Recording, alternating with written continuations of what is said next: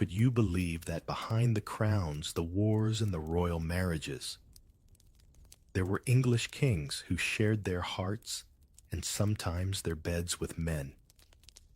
We're told these rulers were symbols of strength, faith, and family. But the hidden letters, private diaries, and suspiciously close friendships in the records suggest something far more complicated. From medieval courts to the early modern age, whispers of secret affairs follow the throne disguised as politics, erased by historians, or quietly rewritten by the church. Were these kings victims of their own time, forced to hide? Or did they use secrecy itself as a weapon of power? The truth lies buried beneath ceremony and silence. Tell me which would shock you more, a king's secret lover, or how far history went to hide it. Share your thoughts in the comments and drop the time you're watching.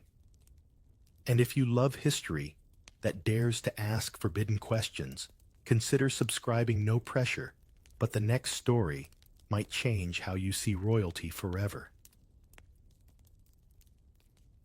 You walk quietly through the old halls of England's royal castles.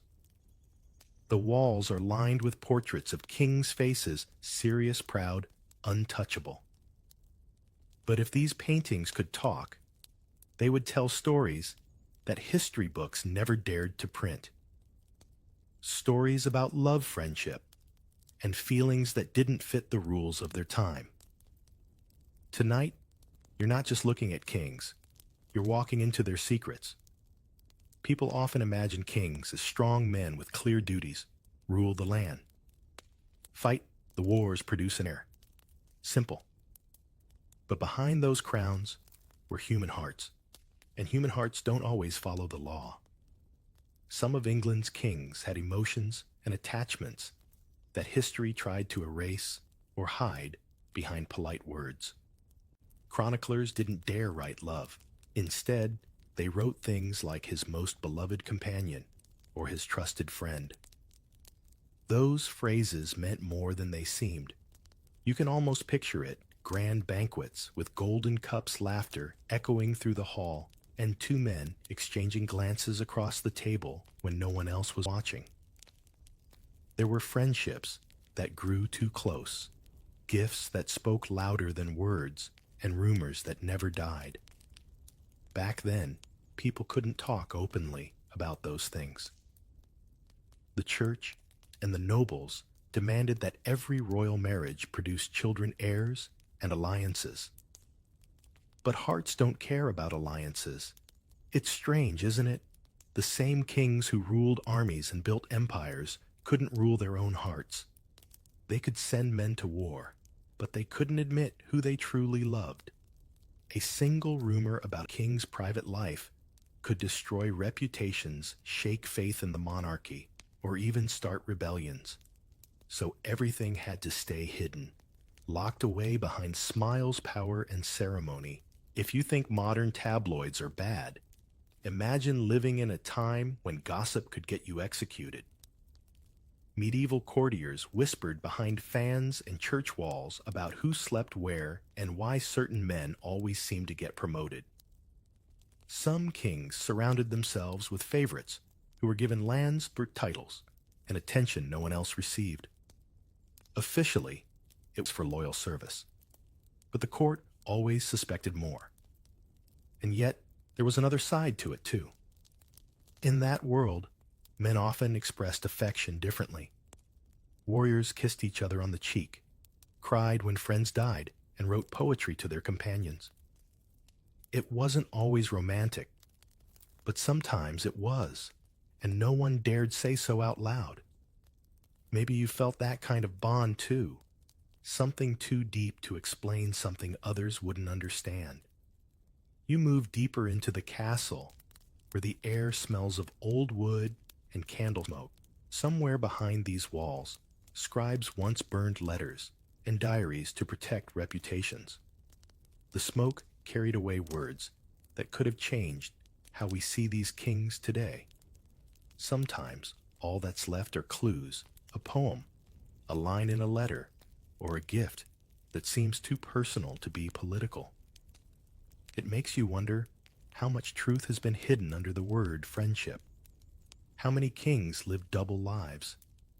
Public rulers by day, secret lovers by night. It's a strange kind of loneliness, isn't it? To have the world bow to you, but not know your heart. You stop before a locked wooden door. Behind it lies the first of many stories, a king known for his fiery red hair and an even more fiery reputation. He laughed louder than anyone, dressed better than anyone, and had a court filled with charm danger and rumors that refused to die.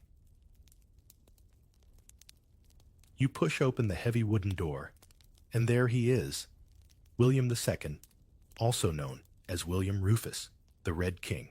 The nickname wasn't just about his hair. People said his face turned red with laughter, wine, and temper. He ruled from 1087 to 1100, and from the start, people whispered that he was different. William grew up as the son of William the Conqueror, the man who took England by force in 1066. But while his father was a soldier king, rough and practical, Rufus loved elegance. He built fancy halls, wore rich silks, and surrounded himself with handsome young nobles who adored him. To the church, that alone was suspicious. To his court, it was scandalous and irresistible. People said his court felt more like a theater than a government. The nobles, dressed in bright colors, wore perfume, curled their hair, and spent hours gossiping about fashion. Imagine a royal influencer party, but with chainmail and goblets instead of champagne and cameras. Church leaders were horrified. One monk wrote that Rufus's men looked more like brides than warriors. Another called the king's court a place of wicked beauty. Of course, no one ever wrote plainly what wicked meant. Back then you couldn't say much without risking your life. But the rumors stuck. The chroniclers complained that the king never married, never showed interest in women, and had unnatural affection for certain male companions.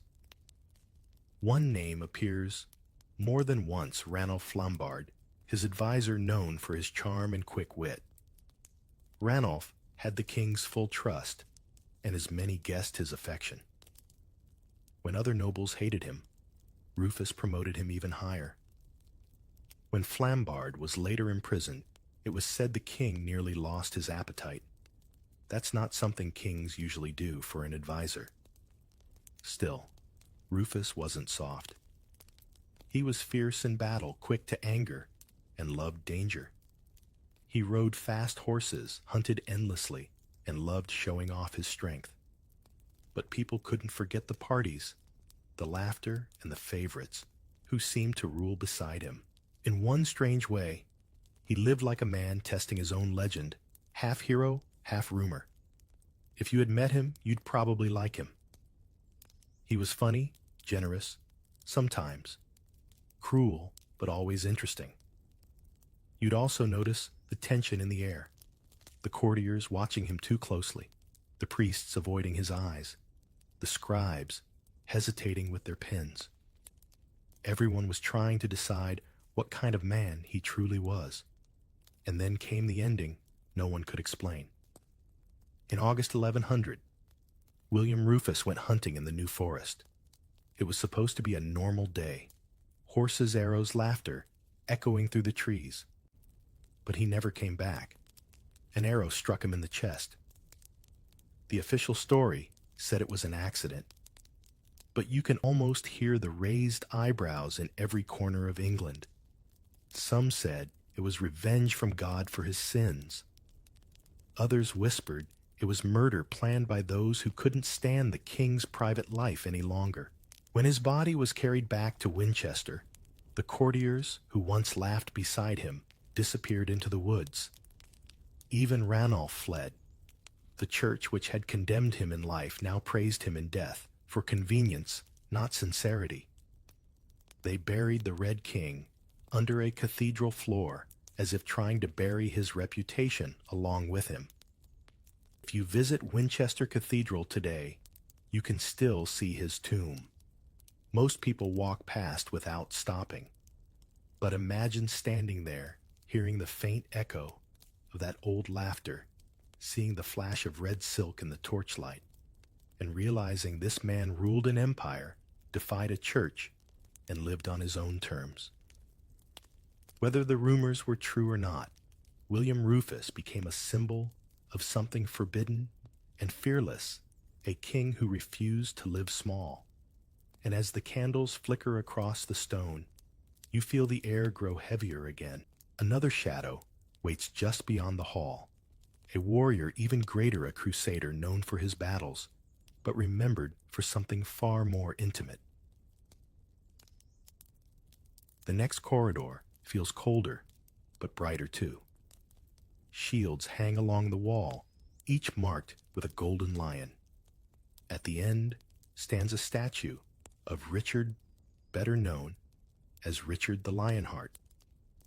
He's the hero of countless tales, the king who fought in the Crusades, battled Saladin, and became the symbol of English bravery. But as you look closer, you start to see another story hidden beneath the armor. Richard wasn't like other medieval kings. He spoke mostly French, spent almost no time in England, and loved poetry as much as war. He was brave, yes, but also proud, theatrical, and full of contradictions. And for centuries, whispers followed him not about his battles, but about his heart. The first hint comes from his youth. Before becoming king, Richard was close, very close to Philip II of France. The two princes met when England and France were supposed to be enemies, yet they became inseparable. Chroniclers from both kingdoms wrote about how they ate together, planned together, and even, according to one bishop, slept in the same bed. That wasn't unusual by itself. Sharing beds was common in medieval Europe, but the bishop's tone was suggestive. He called their affection beyond the bounds of brotherhood. Imagine that scene for a moment. Two young rulers, both ambitious and clever, lying under the same tent after a long day of strategy and banquets. They share secrets, laughter, maybe even dreams of power. The medieval world was full of such alliances, but something about theirs made people uncomfortable. Was it just political closeness, or something more? Even the church got involved. Later in life, Richard confessed publicly for his sins of the flesh, though no one knows exactly what he meant. Some historians say he was admitting to affairs with women. Others think he meant something entirely different, something that had been quietly haunting his reputation for years. It's almost funny when you think about it. The man who led armies and terrified enemies might have feared his own emotions more than any sword. When he left for the Crusades, the relationship with Philip fell apart. Politics turned them into rivals. But the way chroniclers describe their reunion years later feels almost like heartbreak, disappointment, mixed with pride, anger, hiding affection. While Richard was away at war, stories about his personal life kept spreading. Some knights admired his loyalty and courage. Others gossiped about his companions and the way he favored certain men. You can picture the court whispering, trying to guess who would share the king's tent next. And yet, even if those rumors were true, no one could touch him. Richard's power, his victories, his larger-than-life image, those things made him untouchable. The church could hint, and nobles could whisper, but he was the Lionheart. His legend roared louder than any scandal. Still, when he returned from captivity, after being held hostage in Germany for over a year, he seemed different. Worn down, lonely. The energy that once lit up every hall now flickered like a dying flame. He ruled for a few more years, fought a few more wars, and then died in 1199, after being struck by an arrow during a siege in France. The man who spent his life fighting for glory died over a petty castle dispute, far from home, with no heir and no lasting peace. In a strange way, it fits a life full of noise, pride, and secrets ending in quiet confusion. When you stand before his tomb today, you'll find his heart buried separately in Rouen, France, in a little box under the cathedral floor. Historians say it was to honor his courage, but part of you wonders if there's a deeper meaning there, a man torn between two worlds, two nations, and maybe even two kinds of love. It's easy to see him as just another legend, another statue. But if you listen carefully, you can almost hear the sound of armor creaking and two young kings laughing in the dark before politics and pride forced them apart. The Lionheart conquered cities, but like so many for him, he never conquered himself. And somewhere down the corridor, another king waits, a man who didn't hide his affection so carefully, a man whose love cost him his throne, his dignity, and almost his life. What if I told you there once was a king who risked everything, not for war, not for wealth, but for someone he couldn't let go? That's the story of Edward II, one of the most tragic and fascinating rulers England ever had. His name still sends chills through historians, not because of what he built, but because of how love nearly destroyed his crown. Edward wasn't supposed to be remarkable. He was the son of the great Edward I, the warrior king, who built castles and crushed rebellions. But when the younger Edward came to power in 1307, people quickly noticed he wasn't like his father. He loved music more than military drills, swimming more than politics, and most of all, he loved one man above everyone else, Piers Gaveston. Gaveston wasn't born noble. He was a charming Gascon knight, funny, confident, and too smart for his own good. Edward met him when they were both young, and from the moment they became friends, they were almost never apart. He gave Gaveston land titles and gifts that shocked the entire court. At his coronation, Edward even placed Gaveston in charge of the royal ceremony,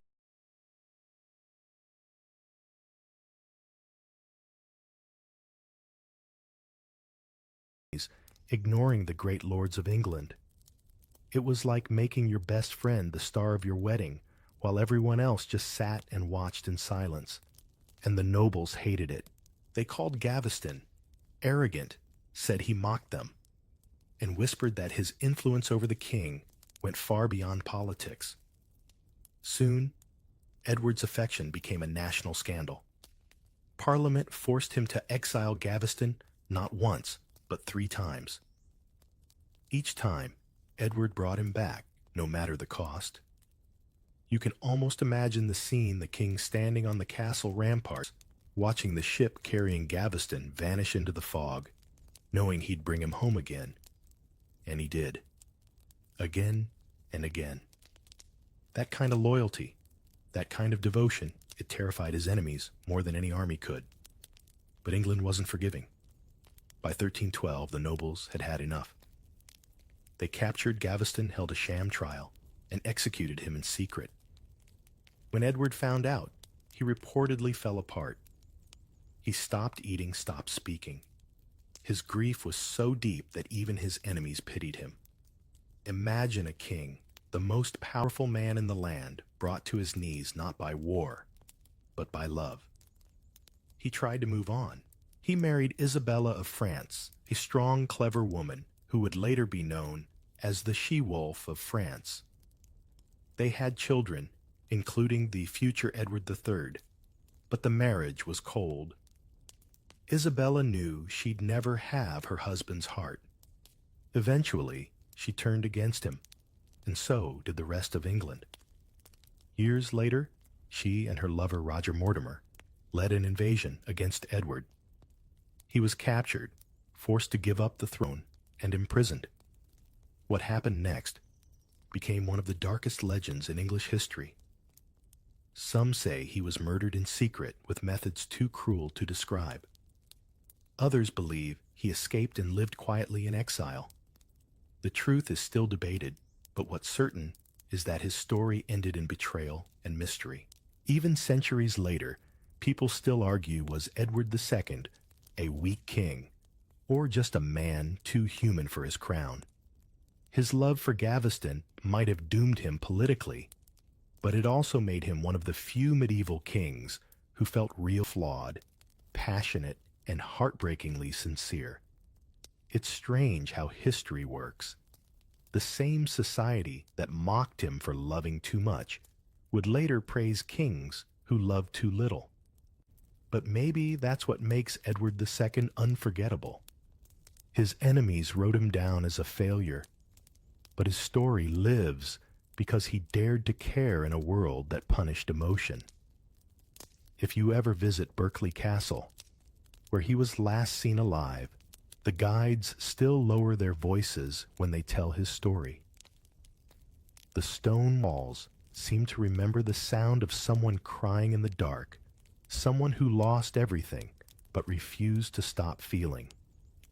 And as you walk away from that cold prison, another sound begins to echo: music, laughter, and the heavy footsteps of a new dynasty.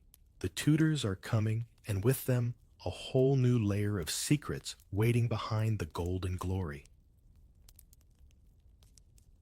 The air feels warmer now, filled with the scent of ink roses and expensive perfume.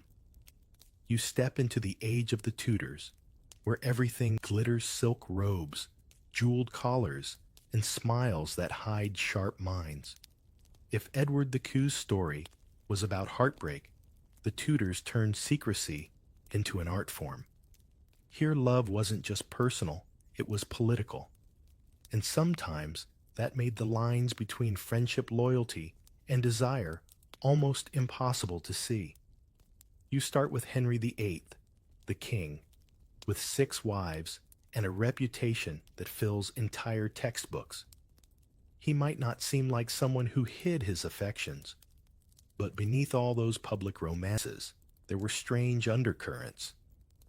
Henry was obsessed with control. He ruled his court like a director casting a play. Men who pleased him, made him laugh, or shared his ideas often became more powerful than the women he married. And when one of those men fell out of favor, Henry's anger burned like betrayal. Take Thomas Cromwell and Thomas More, brilliant minds, completely different men. Henry once called them his most faithful servants. He trusted them with his secrets, then destroyed them when they disagreed. Love and loyalty blurred together in his world, and anyone who got too close risked losing their head, sometimes literally. But the most intriguing figure in this period wasn't Henry at all. It was his father's court, the one that came before. Because that's where the quieter whispers began. The young Prince Henry, who became Henry VIII, grew up surrounded by musicians, artists, and foreign courtiers, many from Italy and France, where male beauty and close male friendships were often openly celebrated. He wrote songs about beloved companions and faithful friends. It all sounds innocent until you read between the lines. Tudor poets had a habit of hiding forbidden feelings inside metaphors. Fast forward a few decades, in the court of Edward VI, Henry's sickly son takes things even further. He was only a boy king, but letters from his tutors show that affection among noble youths, sometimes deep, sometimes physical, was quietly accepted as long as no one said too much. It was like an open secret. Everyone knew, no one mentioned it. But the real masterpiece of Tudor secrecy belonged to James VI of Scotland, who would later unite the crowns as James I of England. Though not born a Tudor, he inherited their flair for elegant silence. As a young man, James surrounded himself with favorites, handsome nobles who became the subjects of poems, portraits, and jealousy. He called one of them, Robert Carr, the handsomest body of this time. Another, George Villiers, became his constant companion for years. James wrote letters to him that sound more like love notes than royal orders. One even said, "I desire only to live in your sight." Of course, the church and parliament didn't approve, but no one dared challenge a king over feelings. So the rumors swirled quietly like smoke from a candle. What's striking about this era is how carefully everything was hidden in art and poetry. When nobles exchanged gifts or wrote verses, they used coded language: the hunt, the rose, the flame. Those words could mean duty or desire. You never quite knew. And that's the charm of it all. The Tudors didn't erase their emotions, they disguised them. Even today, when you stand in the Hampton Court Palace, it's hard not to feel that tension in the air. You see paintings of men gazing at each other just a bit too fondly, poems that praise noble forms, and rooms designed for private council that were anything but innocent. You might think gossip was invented on the internet, but it was thriving in Tudor England long before hashtags and headlines. The only difference was the punishment for talking too much could be death, not just bad comments. So when someone tells you the Tudors were all about royal marriages and power games, remember this: behind those perfect portraits and arranged unions were hearts that didn't always follow the script. And among them was a queen whose mirror reflected more secrets than anyone ever guessed. You step through the next set of tall wooden doors, and suddenly everything feels theatrical music drifting through the hall. Gold light flickering off polished marble. The banners have changed. The Lion of England now shares space with the Thistle of Scotland. This is the Stuart Age, and sitting on the throne is King James III, the man who brought two kingdoms together and brought new meaning to the word favorite. James was clever bookish and a bit awkward in person, but he was also fiercely affectionate.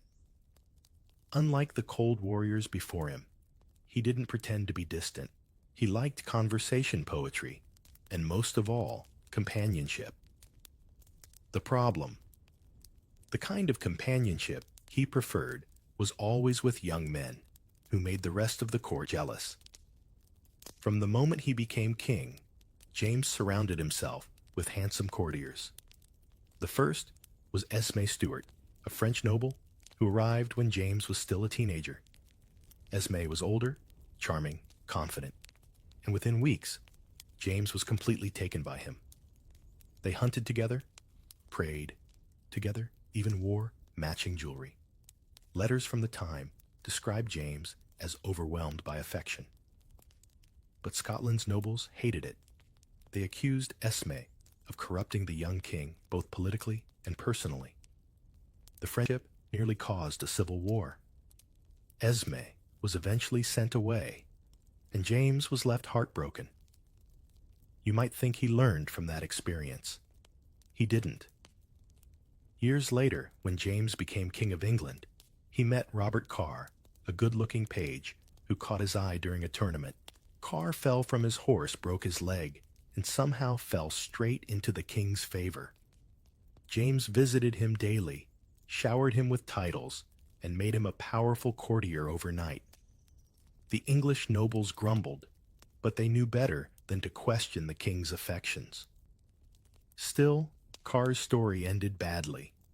He became arrogant, tangled in scandals, and was eventually replaced by a new favorite, George Villiers, later known as the Duke of Buckingham. Villiers was everything Carr wasn't: polished, educated, ambitious, and dangerously charming. James was nearly 50 when they met. Villiers was in his early 20s. The king adored him.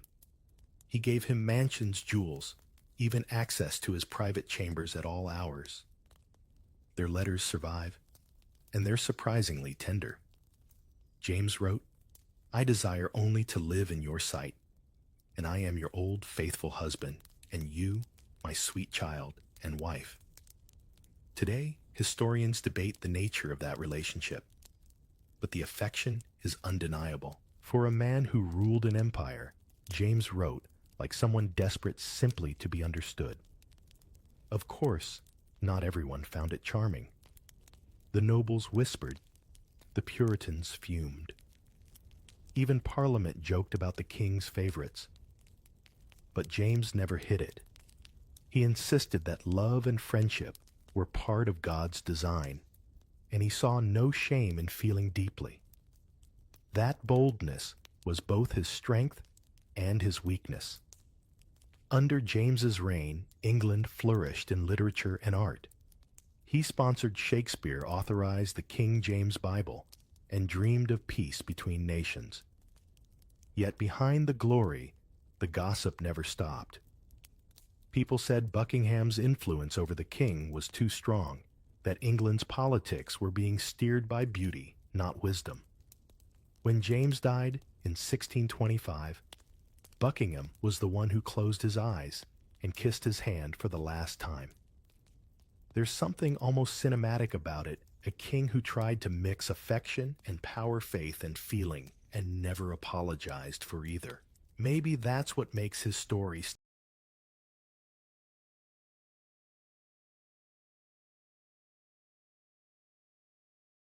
stand out. He wasn't a tragic figure like Edward II. He was simply human in a world that didn't want its rulers to be. If you ever visit Apethorpe Palace, where James and Buckingham often stayed together, you'll see the secret passage connecting their bedrooms. It's still there, a narrow hallway between two doors, silent proof that history always leaves a trace no matter how carefully it's hidden. And as you leave the room, you can almost hear their laughter fade behind you, replaced by the distant hum of drums and trumpets. The next kings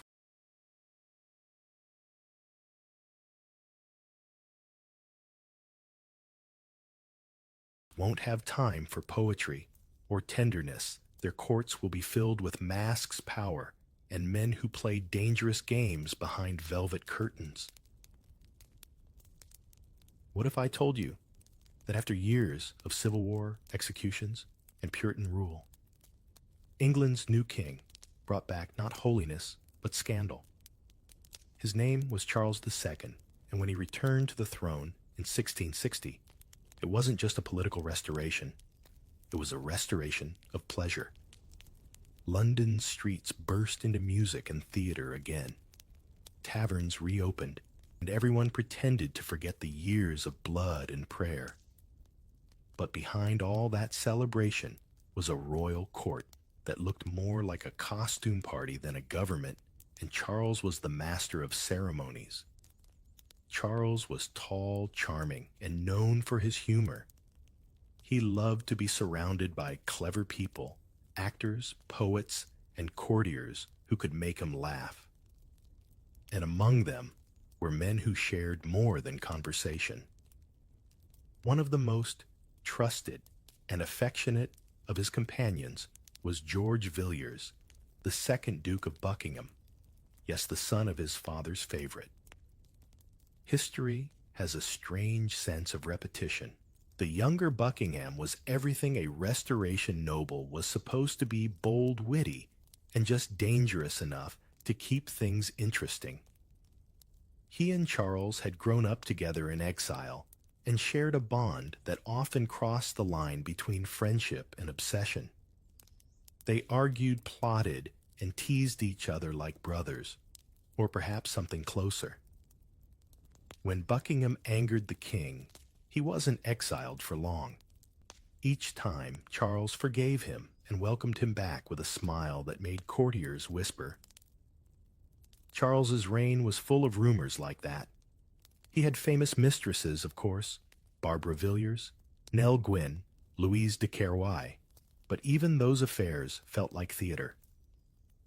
His true comfort came from his male companions, witty playwrights, loyal courtiers, and the kind of men who could drink, joke, and stay up until dawn talking about philosophy and politics. The Restoration Court blurred every line. Masculinity wasn't just about strength anymore. It was about charm, wit, and style. Think about it, after decades of Puritan control, England was starving for fun. Men wore long wigs, lace cuffs, and bright colors again. They danced, sang, and flirted shamelessly. It was a culture that celebrated beauty no matter who it came from. And Charles encouraged it. He even kept a group of young nobles, known as the Merry Gang, handsome, reckless men who raced horses, wrote poetry, and caused trouble in every corner of London. One of them, John Wilmot, the Earl of Rochester, became famous for writing verses that mocked love and power, sometimes so bold they had to be whispered behind closed doors. But beneath the laughter, Charles II was deeply aware of how fragile everything was. He had seen his father executed and his country divided. Maybe that's why he surrounded himself with beauty and loyalty. He knew how quickly it could all vanish. His friendships, even the dangerous ones, were his way of keeping the darkness away.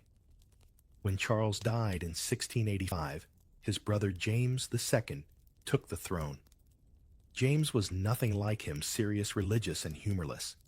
He tried to restore order and faith, but his court still carried whispers of the past. His household included young, charming officers who served as gentlemen of the bedchamber, a role that meant more than just guarding the royal room. Some of them were rewarded with strange favoritism, and pamphlets soon mocked the unnatural fondness of the aging king. It wasn't enough to destroy him, but it added to the gossip that made his reign unstable. When James was overthrown in the Glorious Revolution of 1688, the party ended. England's new rulers, William and Mary, brought back Protestant discipline. But the candlelit world of Charles II, full of music, perfume, and whispered affection, never truly disappeared.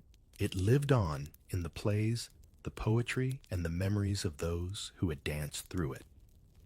If you stand in Whitehall Palace, where Charles II once held his secret masques, you can almost feel the echo of that laughter, the kind that hides sorrow underneath.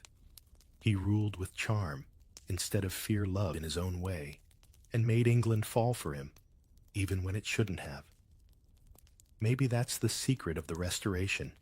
Everyone wore masks, but for a few golden years, they finally got to choose which ones. And as the music fades and the candles burn low, you step into a new century. England is changing again. New kings, new empires, and a royal family that tries to look perfect in public while keeping the same old secrets behind closed doors. The air feels heavier now, thick with powdered wigs and the smell of ink. You've entered the Hanover era, the time of kings named George, a whole line of them. If the Tudors were bold and the Stuarts were theatrical, the Hanover kings were something else, entirely complicated men who lived in worlds full of gossip, restraint, and carefully hidden desire. It starts with George I, as a German prince who became King of England in 1714. He spoke almost no English, hated London's damp weather, and spent most of his time with his male attendants, rather than his wife, who he locked away in a castle back in Hanover. People noticed, of course. His close friendship with one courtier, Baron von Kielman-Sega, drew quiet snickers. The two hunted, dined, and traveled everywhere together. Letters from the time call the Baron the king's constant companion, which sounds polite until you realize that same phrase had been used for every royal favorite for centuries. Then came George II, his son. He married young and stayed loyal to his wife Caroline, which shocked the court, though not for long. After her death, the king turned lonely and withdrawn, surrounding himself with younger courtiers who reminded him of his youth. None were ever officially called favorites, but they filled his private circle men of fine form and cheerful manner, as one ambassador put it. You can almost hear the tone of that description, admiring, maybe even jealous. But the real storm brewed with George III, the king who would later lose the American colonies. History remembers him as mad strict and deeply religious. But in his youth, he had a different reputation, shy, emotional, and strangely attached to his male tutors. He wrote letters filled with warmth and dependency, the kind that made his advisors nervous. "Your absence makes the hours long," he once wrote, for a future king that was far too much honesty. When his mind began to fail in later years, the gossip came back harder than ever. Some claimed his madness was punishment for hidden sins, others that his loneliness drove him insane. In truth, George III simply lived in a time when any kind of deep feeling, especially between men, was seen as suspicious. So, he buried it. He talked to trees, to clocks, to anyone who couldn't judge him. Maybe that's what happens when you spend a lifetime pretending. By the time George IV came to power, England had changed. The 1700s had given way to the glittering chaos of the 1800s. George IV was a man of luxury, addicted to fashion and flattery. He adored artists, actors, and handsome young servants who knew how to make him feel adored. One in particular, Frederick Fitzclarence, the son of one of his mistresses, became the talk of London because of how openly the king showed affection toward him. It was scandalous, but George didn't care. He lived for admiration, whether it came from women or men. His reign marked a shift in how people talked about power and image. Masculinity wasn't about war anymore. It was about confidence, style, and charm. George filled his palace with mirrors and portraits of himself, but the real reflection was in the faces of the companions he surrounded himself with. They laughed at his jokes, flattered his vanity, and probably understood him better than any minister ever could. By George V, the gossip had grown more dangerous. England had entered the age of newspapers. Now secrets could no longer hide behind thick curtains and Latin diaries. The press followed every movement, every friendship, every letter. The royal family learned to smile for cameras and lock their feelings away tighter than ever. George Thaw, stern and conservative, made sure no hint of softness escaped. But even his court had its quiet friendships and unspoken loyalties, just less poetry and more discipline. It's strange to think about. Isn't it centuries earlier, kings were free to weep and embrace their friends in public? Now, even a kind smile could start a headline. The monarchy had learned to survive by pretending to be perfect. The old warmth, the honest affection, it didn't disappear. It just went underground, hidden behind duty and etiquette. If you walk through Kensington Palace today, past the rows of portraits, it's hard not to feel that silence. Every painting of a proud, stiff-backed king hides something human beneath the gold paint. A man who once laughed too loudly, trusted too deeply, or loved too privately. And from that quiet world of powdered wigs and polished lies, you step into an empire on the edge of modernity. The Victorians are coming with their strict morals, their iron rules, and their endless effort to look pure while pretending not to know what's happening behind their own curtains. The candles go out, and in their place comes the soft glow of gaslight. Welcome to the Victorian era, a world that worships manners, morality, and silence. Outwardly, everything looks proper. Men tip their hats, women faint politely, and no one ever admits that anything private even exists. But behind that perfect image, royal secrets grow deeper than ever. At the center of it all stands Queen Victoria. And yes, she's not a king, but her sons and grandsons are the ones who carry the next generation of hidden stories. Victoria herself adored her husband Prince Albert so much that when he died, she wore black for the rest of her life. Their love became the national symbol of moral purity. But that image was a shield one that covered what really went on inside royal circles, especially among the men. Her eldest son, Edward VII, became king after her death in 1901. Outwardly, he was every inch the gentleman cigar mustache top hat charm.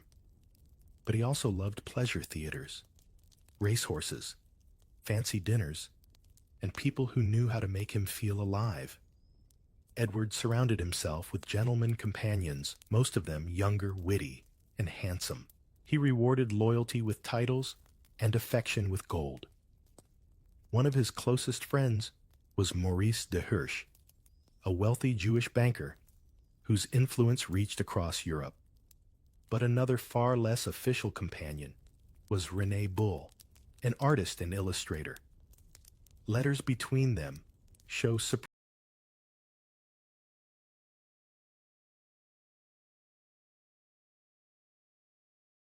surprising warmth, more personal than political. Historians can only guess what it meant, but the tone feels familiar, a man starved for connection behind the royal mask. Edward's public image was all about women, of course. He had mistresses, everyone knows that. But the emotional side of his life, the one that didn't make headlines, was softer.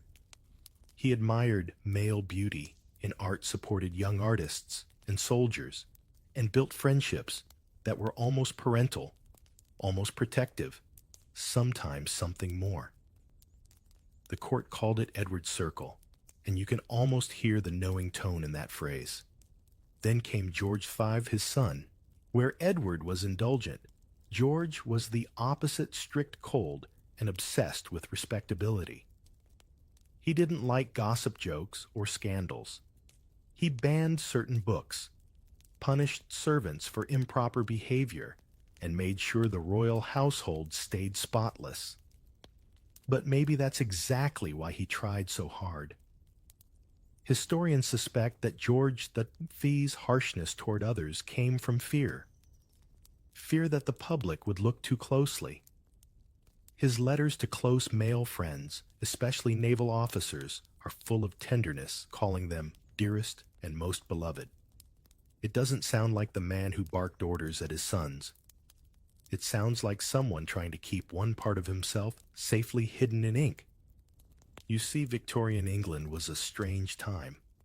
On the surface, it condemned everything that wasn't normal. In private, it couldn't stop talking about it. Secret societies, coded letters, underground salons all thrived, while the newspapers pretended not to know. And the royals weren't immune to that hypocrisy. They just played the game better. It wasn't until later that cracks started to show. When Edward VII's grandson, the future Edward VIII, grew up, people noticed he didn't fit the mold. He was charming, modern, and dangerously open about following his heart instead of duty. He surrounded himself with men of the arts, poets, and stylish courtiers. The older generation called them unmanly. The younger ones called them fascinating.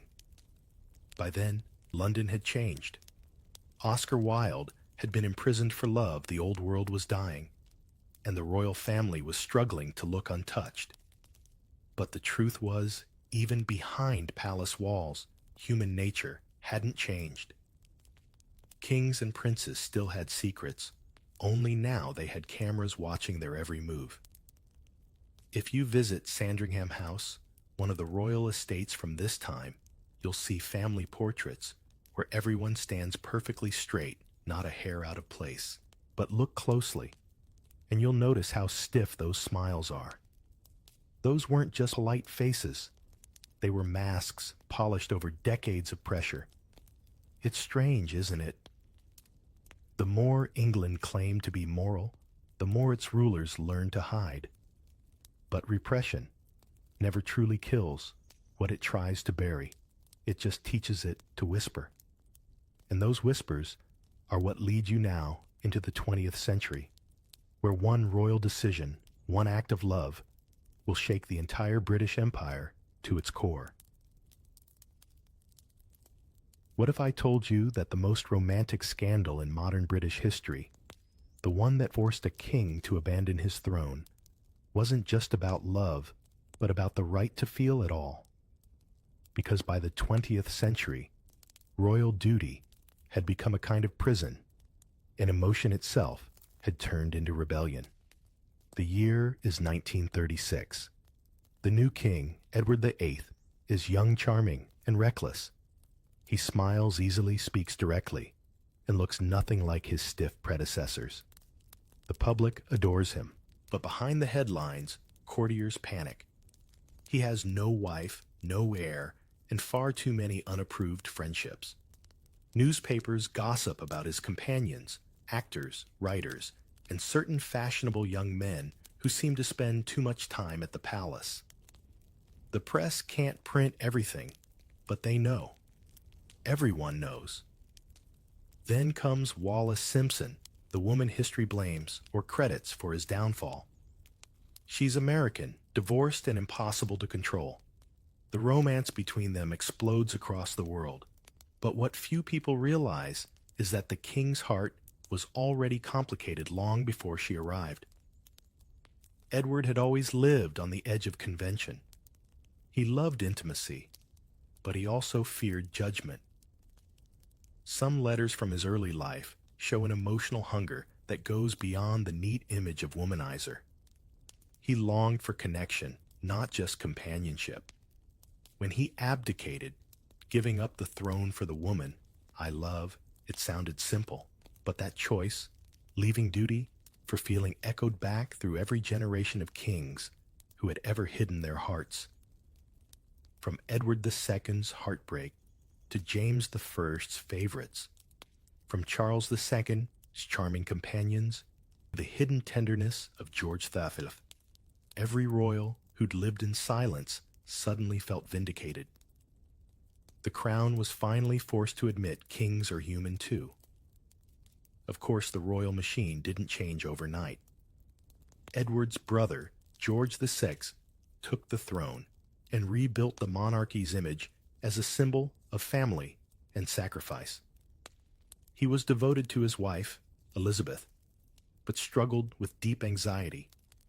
He leaned heavily on his close male advisors, especially one, Lionel Logue, his speech therapist. Their friendship, captured in the king's speech, shows a kind of emotional intimacy that feels rare among royals. Trust, vulnerability, and care. Maybe it wasn't romance, but it was something the monarchy had long suppressed: honesty. Then came Queen Elizabeth II's reign, where perfection became policy. Her sons and grandsons grew up in a world of cameras, tabloids, and endless judgment. The palace's golden rule returned: never explain, never complain. But even silence couldn't hide everything. Prince Edward, Duke of Kent, known for his long bachelor years. Lord Mountbatten, whose diaries hinted at private complexities. And later, Prince William and Prince Harry, breaking tradition to speak openly about mental health. All are part of that same long chain of men caught between crown and emotion. It's easy to think the story of secretly gay kings ended centuries ago, but really, it just changed language. Today's royals live under brighter lights, but face the same question: how much truth can a throne handle? If you look at the monarchy now, polished by documentaries and Instagram posts, you might think the age of secrecy is over. But history teaches otherwise. The British crown has always been an illusion of control, a story told to hide the chaos beneath. For every official portrait, there's a private letter. For every royal wedding, a quiet friendship. For every decree of duty, a whispered moment of doubt. And maybe that's why these stories matter not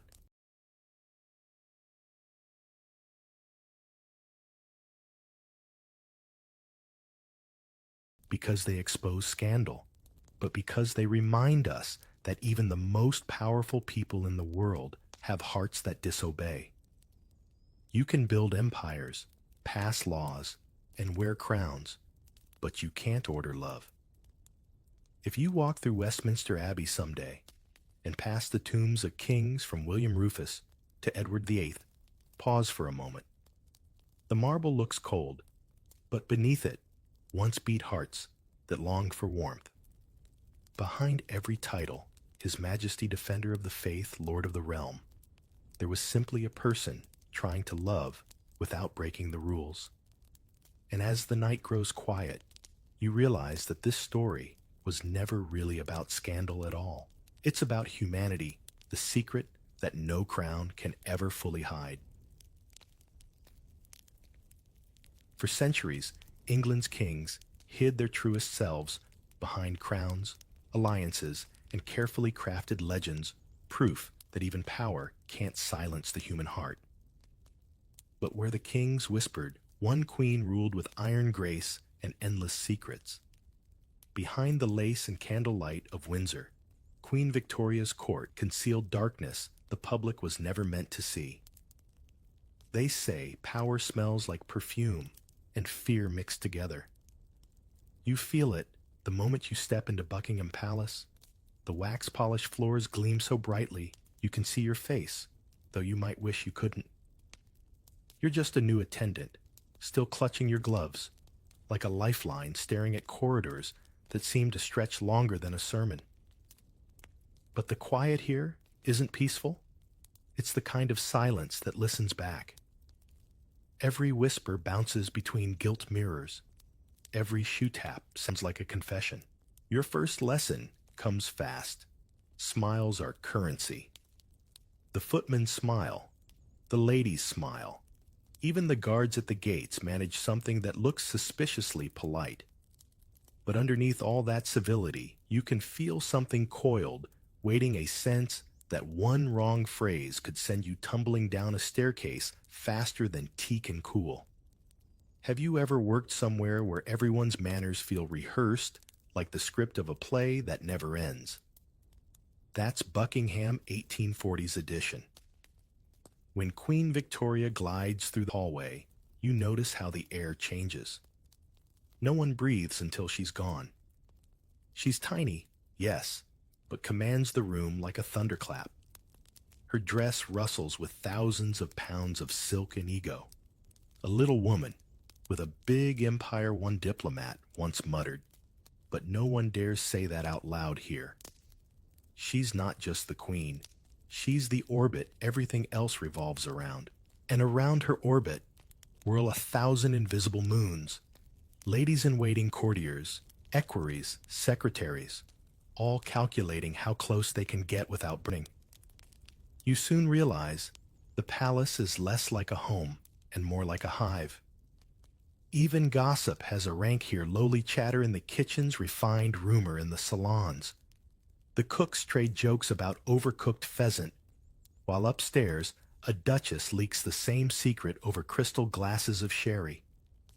Everyone pretends not to know what everyone already knows.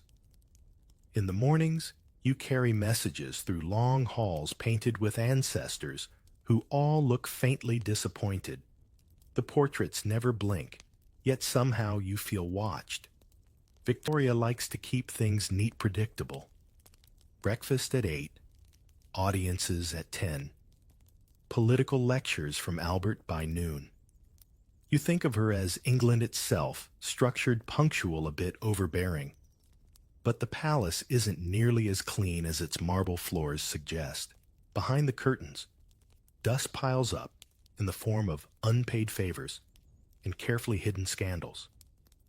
One evening, as you adjust a vase in the drawing room, you overhear a conversation between two maids. "She's having another fit," whispers one. "Over a letter," They don't say whose letter. In this place, letters mean everything. A note folded wrong can end a career. A misplaced seal can expose an affair. You begin to see the system for what it is, a machine built on discretion. Keep the queen pleased, and you might rise. Offend her, and you vanish like yesterday's court circular. Outside London is changing steam engines, telegraphs, and a middle class starting to believe it deserves velvet curtains too. But inside these palace walls, time runs slower, bound by tradition and superstition. Even candles must burn at a certain pace during evening receptions. You wonder, do all empires start like this? With people pretending that etiquette can hold chaos at bay. You pass the library one night and spot Prince Albert hunched over blueprints by lamplight. He's mapping a railway line, eyes gleaming with a kind of rational obsession. The Queen's voice echoes faintly through the door, impatient, precise. You can't hear the words, but the tone tells you everything here. Love is management. Affection, a form of governance. Still, not everything feels grim. The palace has its small comedies. You've seen a duke lose his wig during a curtsy, a footman accidentally bow to a statue, and a parrot belonging to one of the princesses that screams, "God save the Queen," whenever someone sneezes. The humor is what keeps you sane. Even Victoria herself occasionally laughs, usually at someone else's expense, but laughter nonetheless. Late at night, when the gas lights dim and the corridors stretch like dreams, you find yourself thinking about how odd it is that a woman who rules a quarter of the world still has to worry about what her cousin in Hanover thinks. Maybe that's the secret of monarchy. It's never as free as it looks. The chandeliers may dazzle, but the court lives in perpetual performance. You start to see why some servants speak of the palace as a theater, velvet curtains, rehearsed lines, and an audience that never goes home. As you drift past the courtyard, where carriages clatter away into the fog, you sense that something deeper runs under this glittering surface.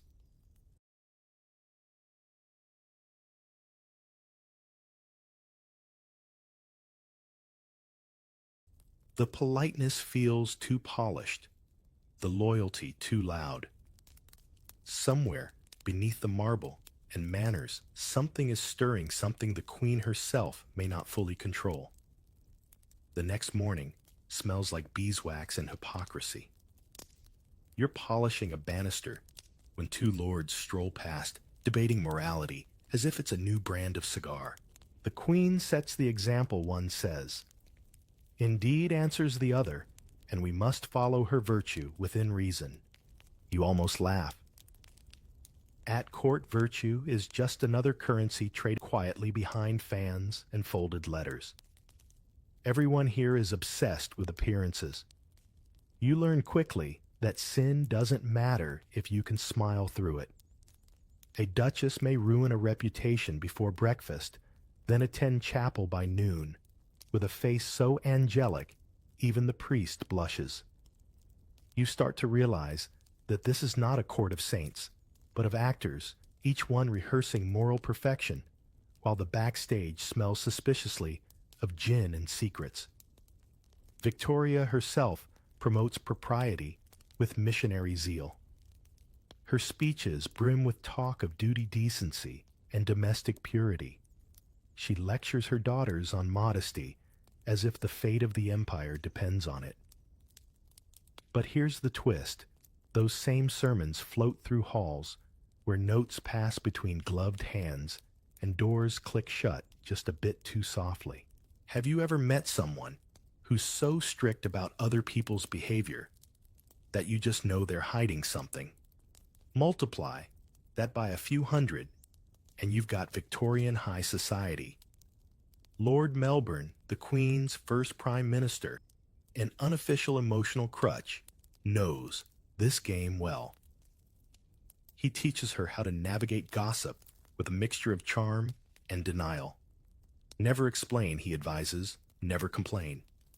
A motto fit for any ruler or anyone with skeletons rattling behind silk curtains. Melbourne's affection for Victoria borders on paternal, yet tongues wag that it might not be purely so. No one says it aloud, but the knowing glances do the talking. Downstairs, the servants mirror their masters. Gossip trickles down like spilled champagne. The butler knows who sneaks where the laundress knows which linens tell which story. Every class pretends the other is worse. It's an elegant chain of hypocrisy linking every floor of the palace. Even the chapel choir hums a little louder when someone important is rumored to have fallen ill after a mysterious weekend in Brighton. And yet, for all their moral sermons, the Victorians excel at compartmentalizing. They invent new words just to avoid naming what they fear calling flirtation, a delicate attachment scandal, unfortunate misunderstanding, and illegitimate children wards. It's linguistic gymnastics worthy of an Olympic medal. You imagine a modern HR department run by Victorians. Every affair becomes team building, every bribe a token of gratitude. You witness one evening reception where the air practically sparkles with tension. Victoria sits rigid on her throne, her expression carved from marble. Behind her, Albert stands like a portrait of morality itself, his sideburns as disciplined as his schedule. The courtiers glide through the ballroom, trading compliments sharp enough to cut glass. You realize this politeness is warfare conducted with teaspoons instead of swords. Occasionally, someone oversteps. Like Lady Flora Hastings, a maid of honor, falsely accused of pregnancy in 1839. The poor woman was hounded by rumor until her death, all because Victoria disliked her. When an autopsy revealed she had cancer, not scandal, the Queen's popularity plummeted. It was a lesson Victoria never forgot. Public morality was a fragile crown, one bad whisper away from shattering. You can still hear servants talk about Lady Flora in hushed tones as if the ghost of gossip itself still stalks the corridors. Outside the palace, pamphleteers preach against sin, but inside the real sermons happen in the drawing rooms. You catch glimpses of it, the quick glance, the flutter of lace, the way someone's hand lingers on another's arm a moment too long. And you realize these people have mastered the art of pretending even to themselves. One night, you overhear a small scandal unfold in the servants' hall. A viscount's niece turns out to be not so related after all. The staff laughs quietly over pudding, but upstairs it's already being repackaged as a tragic story of charitable discretion. The palace spins truth faster than the new textile mills in Manchester. Still, the Queen clings to her ideal of moral reform. She supports charities, hospitals, and schools. Her sense of virtue isn't entirely hollow. It's just complicated. She believes in family loyalty and God, but also in hierarchy, obedience, and control. You start to see how morality here isn't about kindness. It's about order, the kind that keeps everyone commoner or countess neatly in their assigned place. As you finish your nightly duties, you pass through the corridor of portraits again. Their painted eyes seem to smirk now. They've seen it all before, the polite deceit, the rehearsed humility, and you can't help but wonder if Victoria's court was the moral compass of the empire. Which direction was it really pointing? The wax on the floor gleams back at you like a mirror of the age itself, shiny, spotless, and terribly good at hiding footprints. By now, you've learned that Buckingham Palace at night is louder than it pretends to be. The gas lamps hiss, the floorboards murmur, and somewhere in the Queen's wing bells ring with unsettling precision. 1 for her dresser, 2 for her page, 3 for the lady-in-waiting, who must appear immediately, hairpins in hand. You think back to your first week, how you believed the palace slept when the queen did. Now you know better. The real business of power happens after midnight. You're sent tonight to deliver a tray of ink blotting paper and rosewater to the royal bedchamber. The corridors are quiet, but not peaceful. More like a stage waiting for the next scene. You pass the guards who don't meet your eye, the portraits that seem to lean closer, and finally, the heavy door with its carved initials, VR. You knock, and a voice answers, soft, clipped, unmistakably imperial. Inside, you find the queen, half dressed for bed, surrounded by attendants who move like dancers in a ritual. One brushes her hair exactly 100 times. Another folds her lace gown with military precision. You hover in the background, watching this ceremony of control disguised as intimacy. The queen's bed, enormous and draped in crimson velvet, looks less like a place to sleep and more like a throne in disguise. What strikes you most isn't opulence, but the routine. Every movement rehearsed, every whisper measured. The maid who lights the fire must never turn her back on the queen. The footman who delivers letters must bow before retreating exactly 3 steps. To outsiders, these might seem like charming traditions, but inside these walls, they're survival tactics. You soon learn that the queen's private life is anything but private. Her correspondence passes through secretaries, her meals through tasters, her wardrobe through attendants sworn to discretion. Yet gossip leaks through seams tighter than her corsets.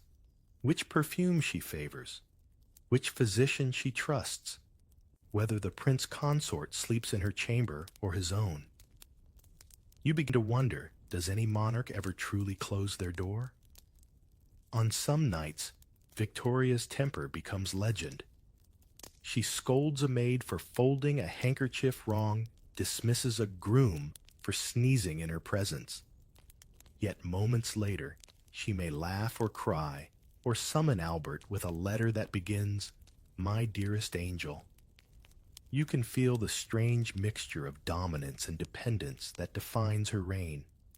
She demands order not just from her servants, but from her own emotions. In these late hours, her relationship with Albert feels almost like a negotiation. She leans on him for advice, yet resents his authority. When he corrects her spelling in official letters, she fumes. When he presents plans for reform, she listens grudgingly. You imagine a modern couple arguing over emails and calendar invites, except their disagreements shape the destiny of an empire. Once, as you linger outside the bedchamber, you overhear a curious sound laughter. Real laughter. Victoria and Albert sharing a private joke about one of the prime ministers. It's disarming, almost tender. Then just as quickly it's gone, the queen resumes her role and the room freezes again. You realize that in this palace, affection must always report for duty. You get used to odd sights. The royal undergarments being inspected by 2 maids as if they were sacred relics. The clock set 5 minutes fast, so the queen is never late. The guard dogs that roam the hall, rumored to have names like Dash and Discipline. Even her bed has rules. It faces east toward the sunrise, symbol of duty renewed. One morning, the queen orders the chamber curtains replaced because the light reminds her too much of her childhood home, Kensington Palace, where her mother ruled her life like a warden. It's strange how power and trauma share the same address. You see flashes of that child still hidden inside her, terrified of betrayal, desperate for control. Perhaps that's why her routines are so strict. Repetition makes chaos behave. Downstairs, the rest of the household whispers about the bell code. Everyone knows it. The difference between short ring impatience and a long one rage. Some nights, the bells echo so frequently that the guards joke she's composing symphonies of fury. Yet every servant rushes to obey, terrified of being replaced. No one lasts long here, unless they master silence. You begin to understand that the royal bedchamber is less about sleep and more about surveillance. Every lock has a key that someone else keeps. Every secret has already been overheard by someone polishing the floor. When you carry a message to the Queen's physician, you notice his nervous eyes. He's seen things he'll never confess. Maybe that's the true secret of royalty. Privacy costs loyalty, and both are paid for with fear. Sometimes, when you leave the Queen's wing at dawn, the world outside smells of coal and rain. The city stirs awake. Somewhere clerks are late for work, mothers scold children, and chimney smoke curls lazily into the gray sky. Normal life feels almost alien now. You've spent too long in a place where people sleep in velvet and wake in politics. As you walk back through the courtyard, a sparrow lands on a statue of Albert. For a moment it chirps, unbothered by the guards or the marble. You catch yourself smiling. In a palace that worships order, a single bird has the freedom no one else does. Power can be romantic until you realize it's just marriage wearing a crown. The first time you see Queen Victoria and Prince Albert together, it feels less like watching lovers and more like witnessing a business partnership sealed in lace and ceremony. Their eyes lock across the drawing room, not with longing, but with assessment. Two sovereigns calculating how to make a dynasty work. You'd think royal marriage would be a love story, written in rose petals and orchestras. In truth, it's more like a constitutional committee with better costumes. Victoria adores Albert. She calls him her angel, her perfect love. But she also signs his paychecks, commands his calendar, and occasionally bans him from meetings when he forgets his place. Imagine managing your spouse and your empire at the same time. One misplaced sigh, and someone loses a continent. Albert, to his credit, brings German efficiency to British chaos. He reorganizes the palace accounts, streamlines correspondence, and even sets up a new drainage system after one too many royal noses complain about the smell. He's the sort who believes moral order begins with clean pipes and punctual breakfasts. You can't help but admire him and pity him. The British public mocks his accent. Parliament distrusts his influence, and half the court whispers that the Queen's German experiment will never last. Still, they function like a well-oiled machine. She provides charisma. He supplies competence. Together, they craft the image of domestic perfection parents, of 9 guardians, of morality rulers, who dine together at precisely 7:30 p.m. But beneath that polished portrait lies constant tension. Victoria despises being corrected, and Albert can't resist correcting her. The result? Occasional domestic storms, as courtiers politely call them. You remember, one morning vividly, the sound of raised voices behind the Queen's door, followed by Albert storming down the corridor, face-pale, gloves clenched. An hour later, Victoria appears for an audience with ministers as if nothing happened.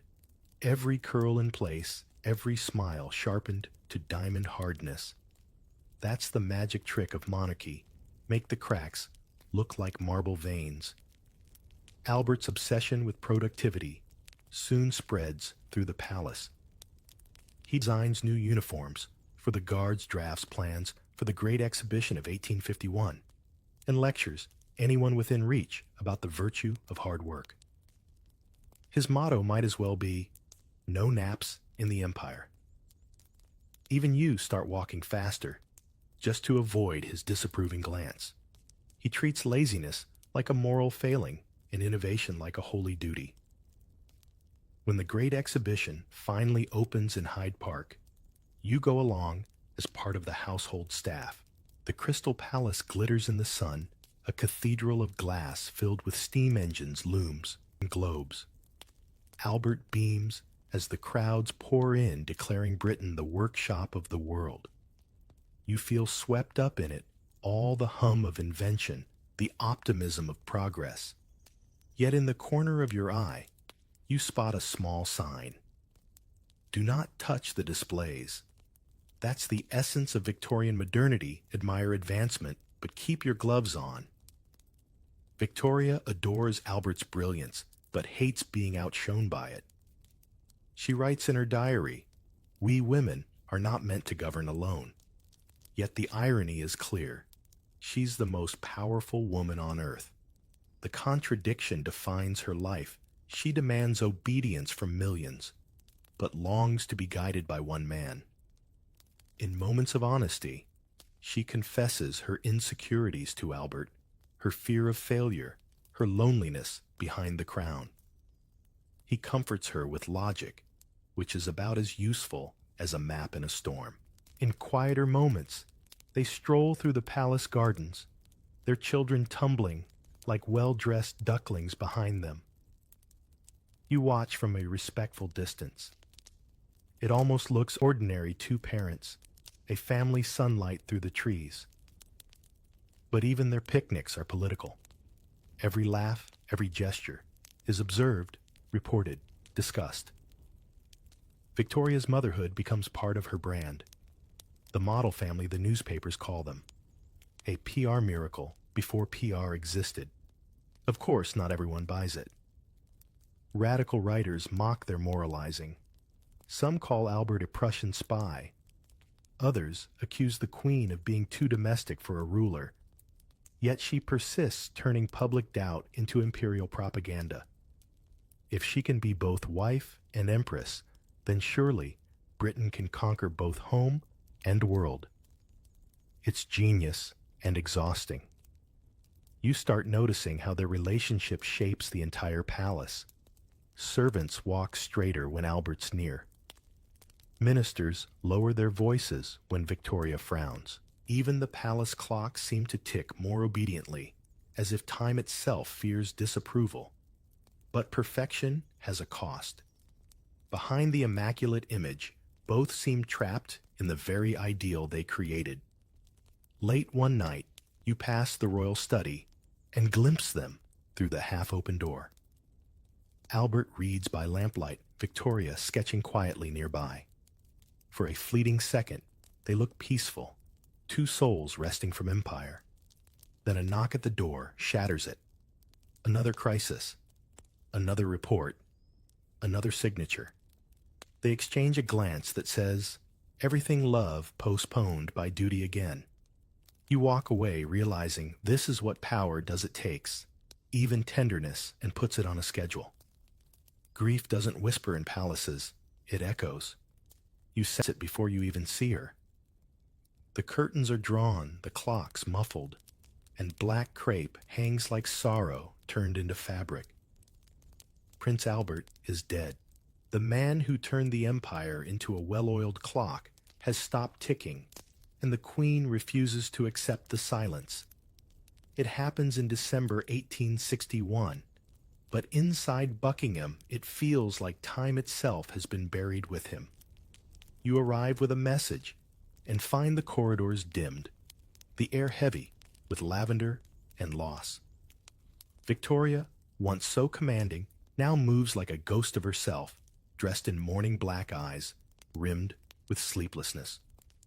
She orders every mirror covered. She bans music. Even laughter sounds treasonous now. You think back to their partnership, all that structure and precision. Now the system runs on memory and superstition. She keeps Albert's rooms exactly as he left them. The papers on his desk, the shaving brush still damp, his watch still wound. Servants must dust around these relics like archaeologists preserving a sacred site. Each morning, she insists that his clothes be laid out, as if he'll walk in any minute. Her grief becomes policy. Ministers wait weeks for audiences because she refuses to appear in public. Courtiers whisper that the queen has vanished into widowhood. Yet from this solitude, she creates something new, a kingdom ruled by mourning. Black becomes the color of loyalty, silence the language of devotion. You deliver a letter to her private secretary one evening and catch a glimpse through the half-open door. Victoria kneeling beside Albert's portrait lips, moving in quiet conversation.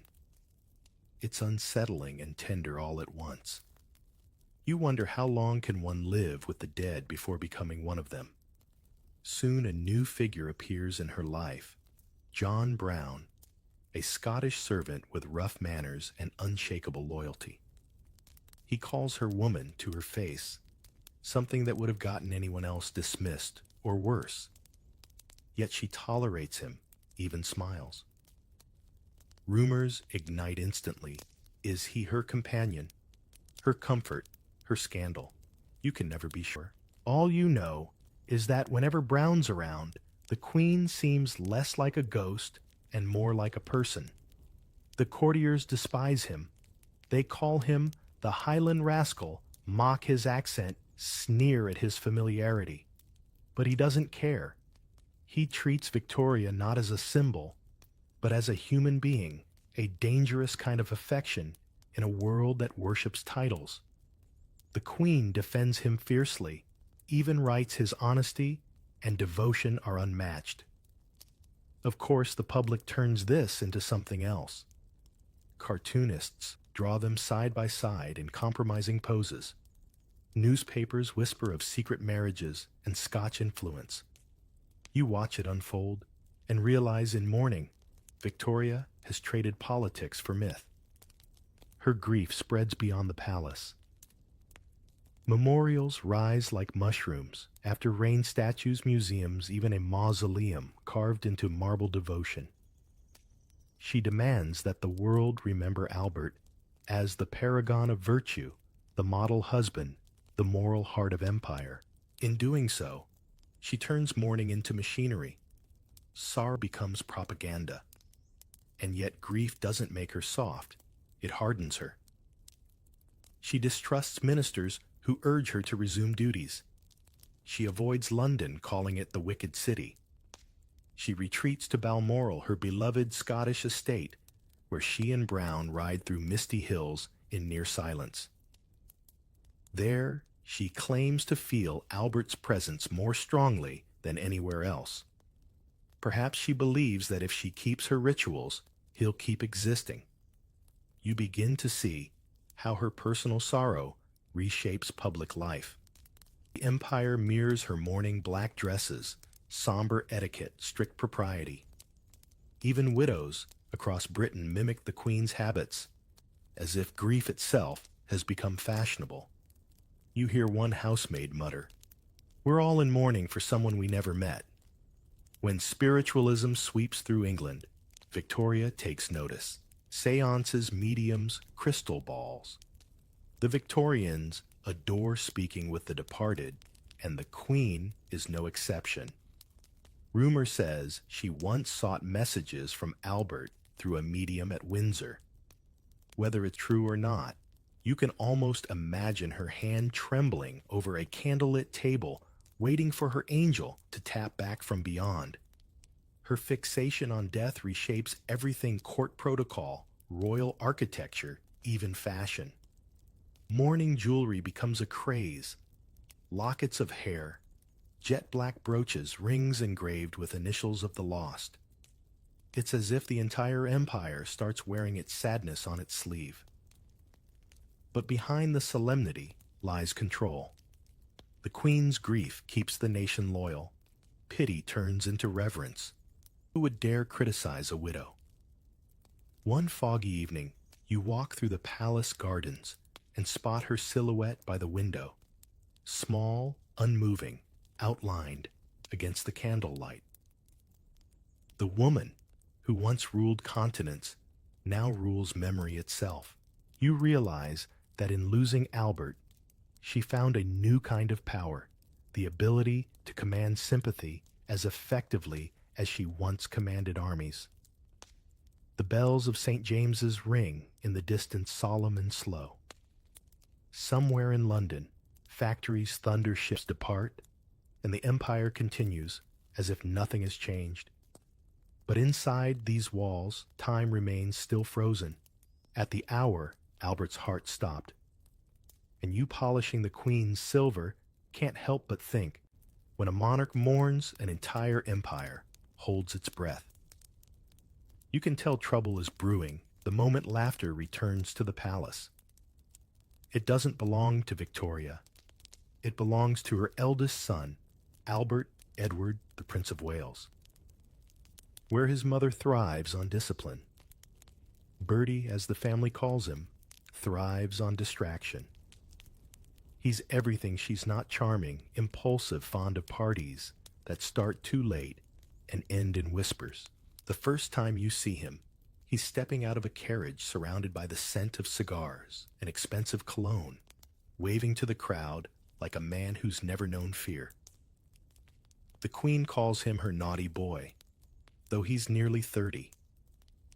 You quickly learn that Bertie is both adored and dangerous, a royal magnet for trouble wrapped in velvet. Victoria, still mourning, despairs of him. He lacks seriousness, she writes, meaning he laughs too loudly and kisses too easily. She's right about both. You watch him flirt his way through drawing rooms, tossing compliments like coins, each one polished and meaningless. He loves soldiers, gamblers, and actresses, the trifecta of scandal in any century.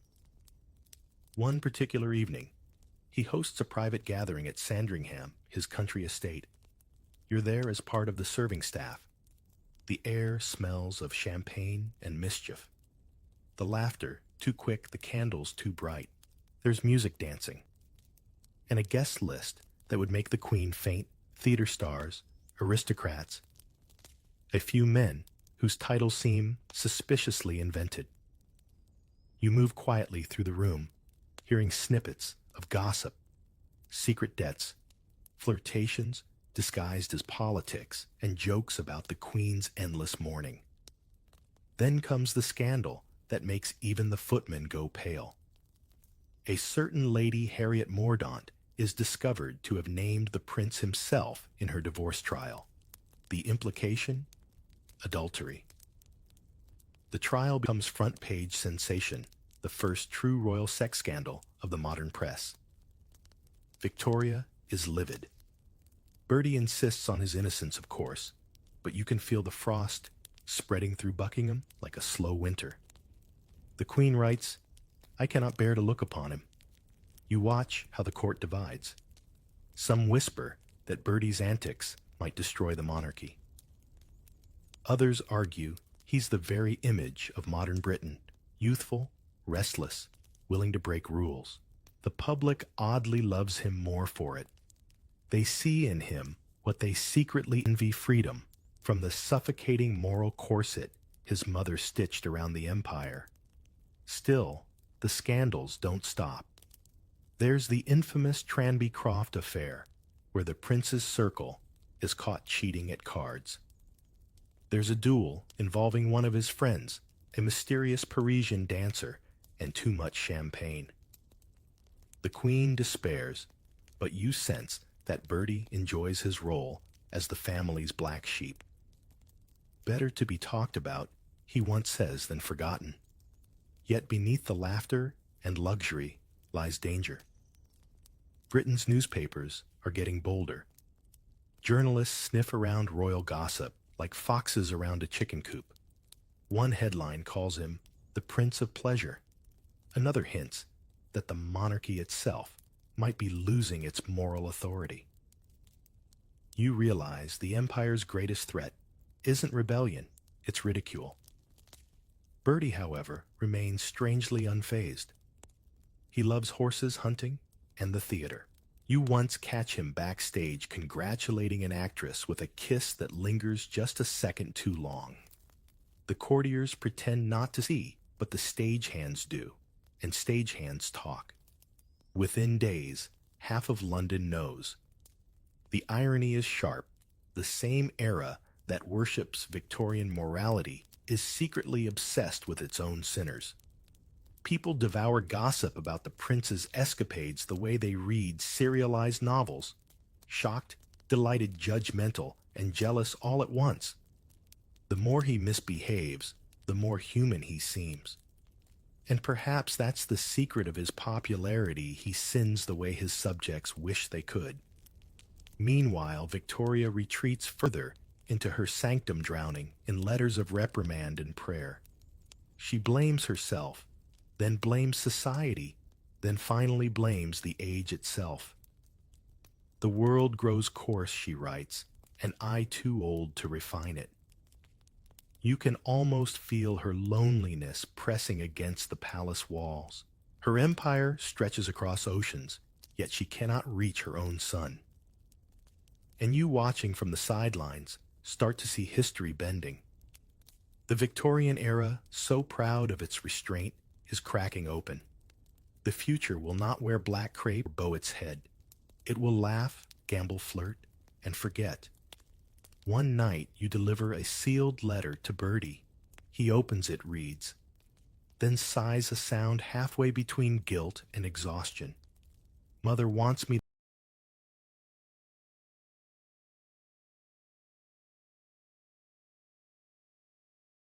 to live as if I were already dead, he mutters. Then he smiles that famous, easy smile. But what's life for, if not to live it?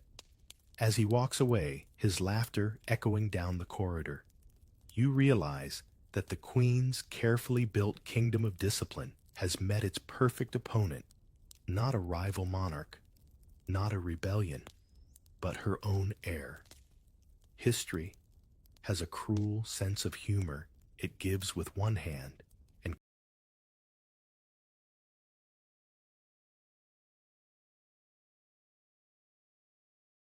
curses with the other. By the time you've learned how to navigate the court scandals, a new specter haunts the palace. Not gossip, not politics, but blood itself. The royal family, for all its jewels and titles, carries a secret buried in its veins. Hemophilia, the royal disease. You hear the word, whispered in hallways like a prayer and a curse combined. At first, it's only mentioned in connection with the Queen's youngest son, Prince Leopold. A kind boy, bright and soft-spoken, but prone to unexplained bruises and long recoveries from the slightest cut. In an age when doctors still prescribe leeches, no one quite understands what's happening. Some call it weak blood. Others blame divine punishment or bad luck. But in truth, it's genetics, an invisible chain that binds generations. Victoria herself carries the gene, though she doesn't know it. Through her daughters, the disease travels silently across Europe, turning royal weddings into epidemiological events. The Habsburgs, the Romanovs, the Spanish Bourbons, all receive their share of the royal curse. You can almost imagine a map of Europe, red lines drawn between palaces, tracing not alliances, but inherited pain. You first witness its cruelty when Leopold, barely 20, falls after a minor accident.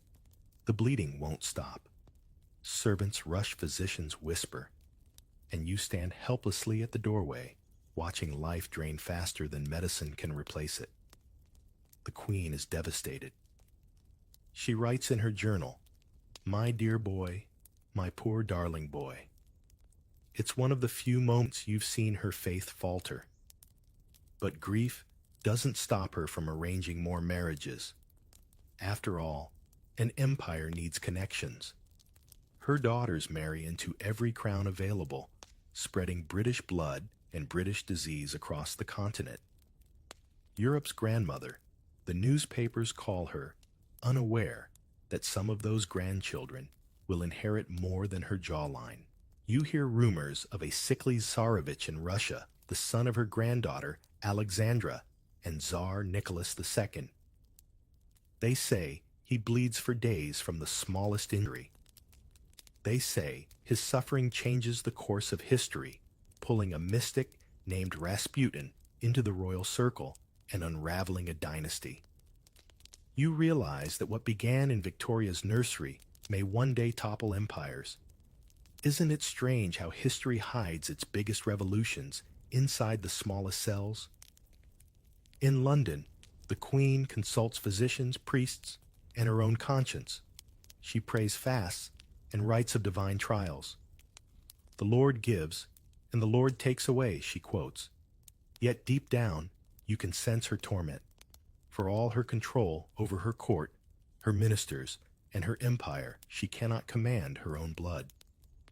Science, meanwhile, is catching up. Laboratories hum with curiosity. Theories of inheritance are spreading Mendel's peas.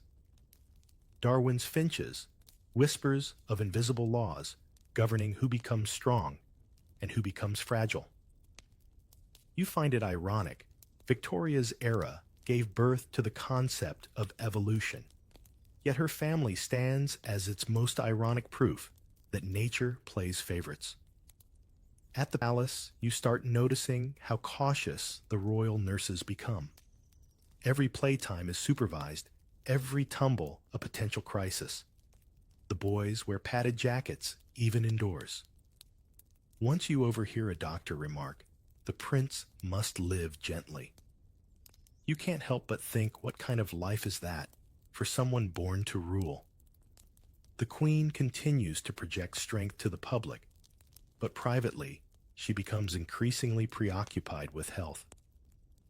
She prescribes her grandchildren cod liver oil, insists on fresh air, and distrusts city physicians. God's will, she says, though her eyes betray a mother's guilt. Maybe power always comes with a price, and hers happens to be written in DNA. Outside the palace, people know only fragments of the truth. The newspapers hint at delicate constitutions and weak nerves. Victorian society, always obsessed with appearances, prefers euphemisms to honesty. You can see it everywhere, sickness wrapped in lace tragedy disguised as etiquette. Even death announcements are phrased like invitations the prince has entered eternal rest. But behind the masks, servants talk. They speak of blood that won't clot, of princes kept indoors, of doctors sworn to secrecy. You've polished enough silver to know that the shine always hides a flaw beneath. And this flaw, unlike gossip or rebellion, can't be silenced.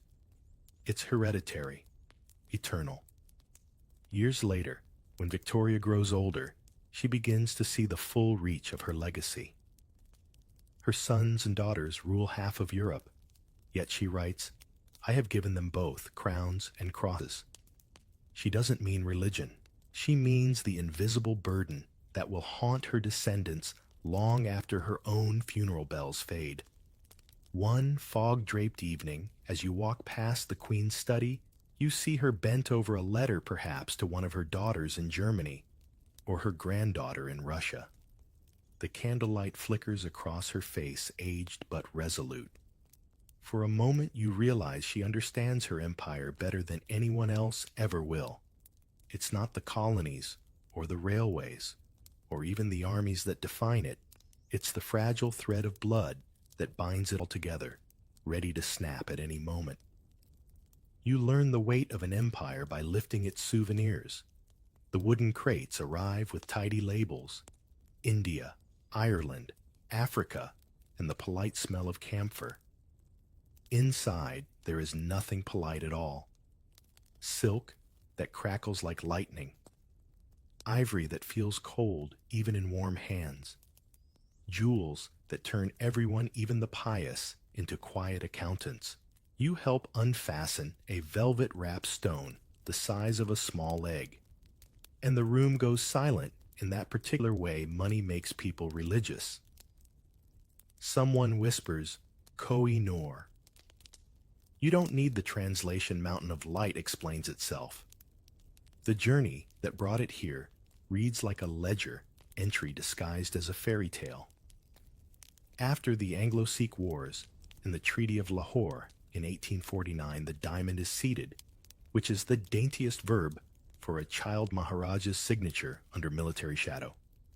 A year later, it is presented to Victoria, and by 1851, it sits in the Crystal Palace, glinting behind glass, while crowds shuffle past with meat pie fingers and opinions. The public murmurs that it looks dull. Albert orders it recut in 1852, and brilliance is restored. If brightness could wash history clean, the palace would be a lighthouse.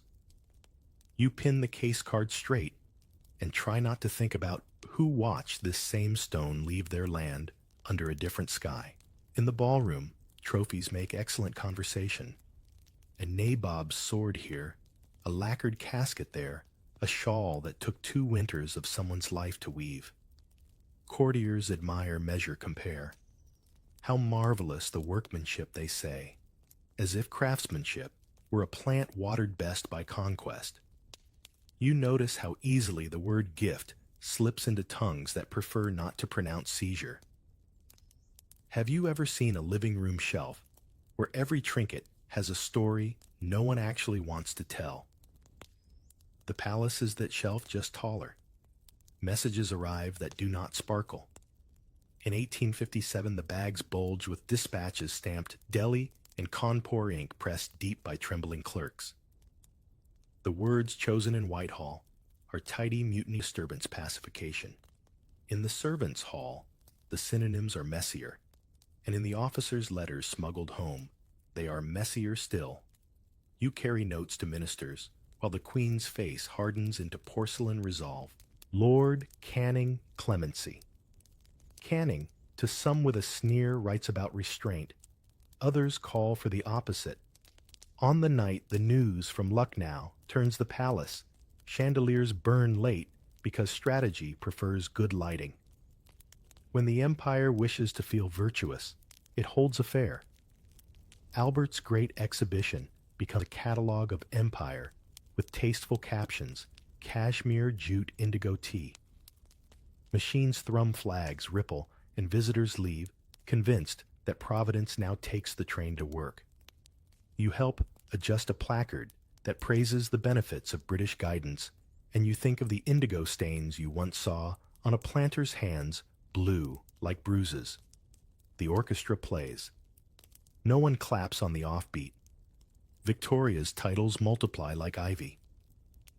Disraeli, all charm and perfume, crowns her Empress of India in 1876 with the Royal Titles Act, calling the step poetry of sovereignty. You deliver his letter and catch her smile, small and electric. She adores the theater of it, the peacock's shimmer without the peacock's shriek. At the 1877 Delhi Durbar, where she is present only by proclamation and portrait, viceroys and princes arrange themselves like a human brooch. Telegrams tick into the palace describing tents like cities and elephants like parades of moving hills. You pour tea for a minister who sighs magnificent, and you wonder how often magnificence is just expense made public. Not all telegrams fit the music. During the Indian famine of 1876-78, reports of failed monsoons and empty granaries keep arriving, each one folded flatter as if paper could be starved of urgency. Relief committees meet budgets, argue with ethics, and London's fog does its famous job of hiding things. You hear a priest pray over a list of names and watch a civil servant quietly move that list to the bottom of a blotting pile. One afternoon, you carry a sealed pouch past a corridor where someone says exports must be maintained the way a doctor might say pulse must be kept. And you learn how policy can be a sentence without a subject.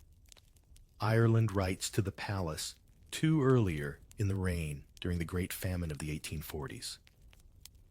The Queen donates publicly visits in 1849, does the things a constitutional sovereign can do inside the glass walls of her role.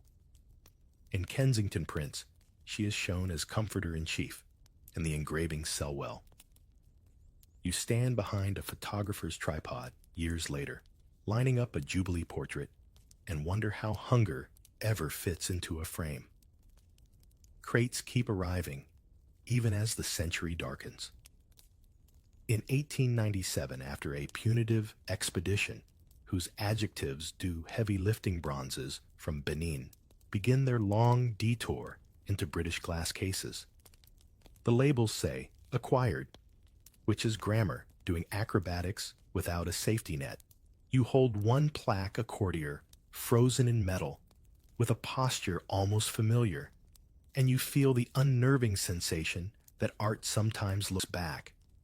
The Viceroy's secretary, passing by, calls the pieces ethnographic triumphs. You tuck the word away with others that mean what they do not say. There are audiences that smell like a garden, and audiences that smell like a ledger. Indian princes present swords and gem-studded harnesses, then depart into rain that doesn't understand ceremony. A Maharaja, no older than the page who takes his cloak, bows with a grace that keeps everyone from seeing the arithmetic behind it, subsidies, treaties, disarmaments, all spelled in a script different from his mother tongue. You bring a cooling drink and glimpse the ghost of a boy named Duleep Singh, visiting earlier in the reign, the child who signed his kingdom away and later posed in London suits that fit everywhere except the past. Jubilees varnish everything. In 1887 and 1897, colonial troops marched through London like a moving atlas. Drums, turbans, plumes, boots, a geography test with brass polish. The crowd roar, newspapers fold their adjectives into origami swans, and the queen becomes not a person, but a pageant, as if grief and governance could be solved with a longer parade. You help pin medals onto a sash that already has more metal than fabric, and think about how decorations are simply stories that learn to shine. Occasionally, a visitor breaks the script. An Indian reformer speaks softly about rights and representation.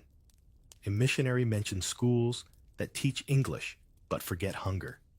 A civil servant brings data that refuse to curtsy. You notice how the palace absorbs criticism, the way thick carpets absorb footsteps silently, without echo, until the dust is beaten out somewhere private. A courtier tells you, do not confuse noise with harm. The next week, a memorandum arrives asking that future briefings avoid distressing particulars during dinner hours.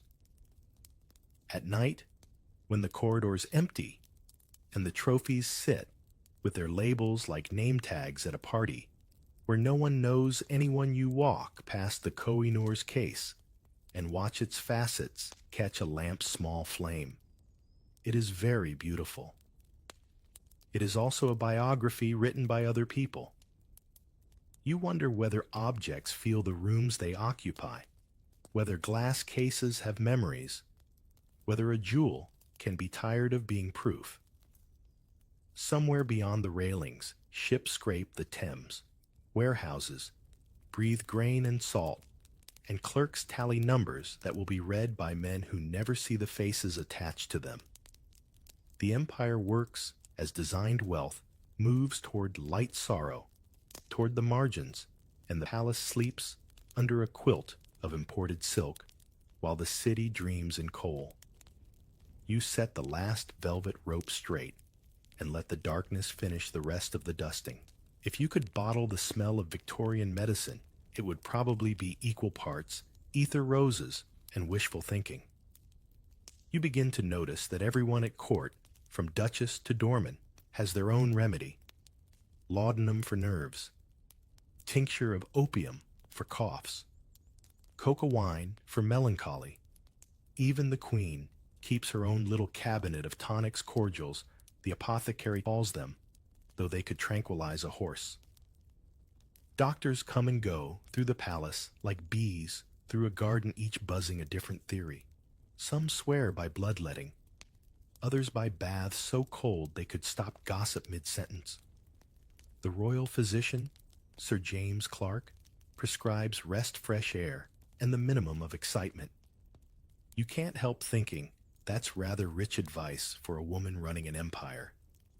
Victoria takes her medicine with stoic precision drops, counted glass-rinsed lips, pursed like a soldier swallowing pride.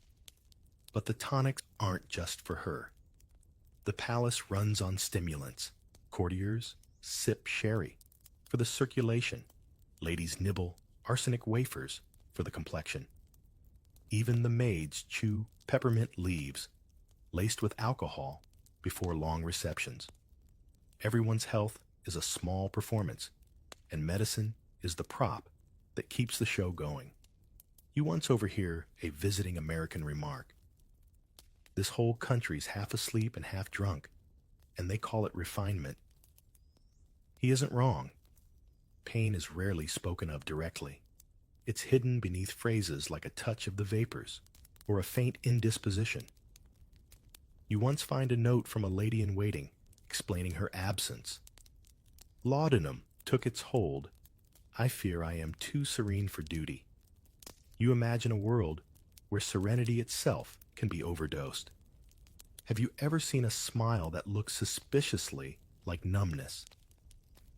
At Victoria's court, it's practically uniform. The Queen's pregnancies, 9 in total, turned childbirth into state business.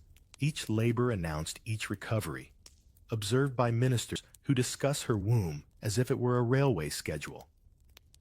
Anesthesia arrives in 1853 when she births Prince Leopold. The press calls it chloroform à la reine, and suddenly every respectable woman wants a sniff of the royal trend. Some clergymen denounce it as defying God's will. Victoria waves them off with the practical wisdom of someone who's been through this too many times. "I am sure the Almighty will not think it wrong," she writes, "to have relieved pain. You silently agree if anyone deserves morphine and a nap, it's her." But medicine has a way of blurring lines. Pain relief becomes recreation. Prescriptions become indulgence. The royal apothecary's records read like the script of a Gothic novel: chloral, hydrate morphia, ether, port wine. The Victorians have discovered chemistry, and they use it like perfume to disguise the body's complaints. You wonder if anyone here has ever truly slept without help. Albert, before his death, had experimented with what he called scientific living. He measured diet-tracked pulses, believed the body could be governed by data as neatly as a clock. After his passing, the Queen clings to ritual instead of reason. She writes of dream spirits and divine signs, often aided by whatever tincture dulls the grief that still howls under her corset. At times, her attendants worry she might not distinguish visions from visitations. One night you hear her murmuring that Albert's presence fills the room again. The physician notes mild hallucinations due to exhaustion. You think perhaps they're both right. Medicine and empire intertwine neatly. Quinine for malaria in India, morphine for the soldiers in Crimea, disinfectant for the hospitals. Florence Nightingale fights to reform. You hear her name often, that remarkable nurse people say, sometimes admiringly, sometimes as if cleanliness were a political statement. In a way, it is. The Queen praises her publicly, but keeps her at a distance. Reformers make rulers nervous. Antiseptic light is hard on gilded paint. You notice how quickly remedies become fashion. Electric therapy machines hum through salons promising vigor. Gentlemen experiment with galvanic belts to restore vitality. Someone even markets a device called the Pulvermacher chain that looks suspiciously like a torture instrument but sells out by Christmas. You begin to suspect that the Victorians will try to electrify anything that sits still too long, including morality. Among the servants, simpler cures prevail. Onion poultices for colds, gin for courage, gossip for despair. palace doctor frowns upon all three, but secretly practices number two. One night, when you mention a toothache, he offers a teaspoon of brandy and says, "There now, you're practically aristocracy." The burn is immediate, the pain unchanged, but you both pretend it helps. You can't ignore the darker side of all this progress. Children sold patent medicines containing opium, women dying from beauty tonics made of lead, factories pumping arsenic dyes into green dresses that literally poison their wearers. The Victorians adore novelty, the way moths adore flames. They don't notice the burning until it's too late. And through it all, Victoria endures. She suffers migraines, rheumatism, and bouts of what doctors politely call melancholia. She treats each with the discipline of a soldier. Medicine taken, prayers, said correspondents answered. Pain becomes routine grief, a daily vitamin. Sometimes you wonder whether she's still human beneath all that endurance, or something harder forged by habit and hurt. Late one night, you pass her chamber and see her writing by lamplight, a bottle of laudanum beside her pen. The flame trembles with her hand. She pauses, looks toward Albert's portrait, then resumes her letter. You can't read the words, but you recognize the rhythm. It sounds like someone trying to outright their pain. In the morning, the bottles are gone, replaced by the faint smell of roses. The palace wakes to another day of perfect routine, and no one mentions the night at all. Every empire runs on illusion, but few stage it as beautifully as Queen Victoria's court. By the 1880s, you can feel the machinery of myth working harder than ever, like a gas lamp flickering brighter just before it burns out. The queen, older now smaller, within her gowns, rules not by proximity, but by presence. She rarely appears in London, yet her image multiplies everywhere: portraits, coins, biscuit tins, postage stamps. She's less a monarch now than an atmosphere. God save the Queen, the crowd still shout, but they're really saluting the idea of her, the grieving widow, the moral mother, the imperial grandmother, who never quite smiles, but somehow watches over everything. It's astonishing, really, how a life of isolation became a brand of unity. You begin to suspect that Victoria intentionally or not mastered public relations before the term even existed. The palace hums like a stage crew behind curtains. Press officers, courtiers, and secretaries orchestrate every glimpse the public gets. When she opens Parliament, every camera is positioned just so. When she rides a Golden Jubilee carriage in 1887, her frailty itself becomes part of the performance, a symbol of endurance rather than decay. You stand among the staff, lining the mall, watching the crowds weep as she passes, barely moving eyes hidden behind a veil. It's strange. People cheer louder for a ghost than they ever did for a queen of flesh. You've long since learned how carefully this magic is maintained. Scandals disappear faster than ink dries. One editor receives a quiet invitation to dine at Windsor. Another finds a knighthood suddenly on the horizon. An unpleasant headline simply, "Stop." Even painters cooperate. Official portraits erase wrinkles as efficiently as any modern filter app. History, it turns out, is retouched by brush before it's written by pen. Yet danger always lurks in the crowd. There are assassination attempts, at least 6 across her reign. The first in 1840, when Edward Oxford fired his pistol and missed. Then others followed Pate with his cane bean, with his misfire Maclean, with his madness. Each time Victoria refused to hide. She wrote again the very next day declaring, "I will not let the cowards frighten me." You almost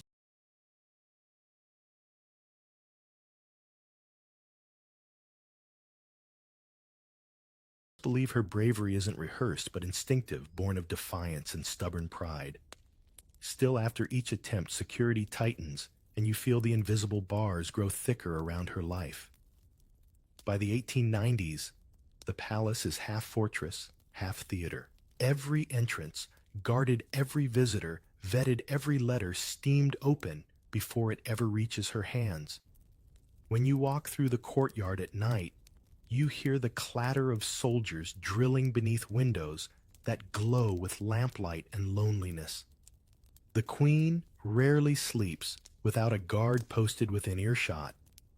Sometimes, when you pass her sitting room, she's gazing at portraits of Albert and her children, surrounded by a silence so deep it feels physical. The world still calls her powerful. You see someone kept safe by isolation, and still she works. Dispatch boxes filled with papers from India, Ireland, Canada, Africa, Australia. Her empire spans the time zones of insomnia. Her handwriting trembles now, yet the will behind it doesn't. She writes, "I feel responsible before God for my people," and you almost believe she means every word.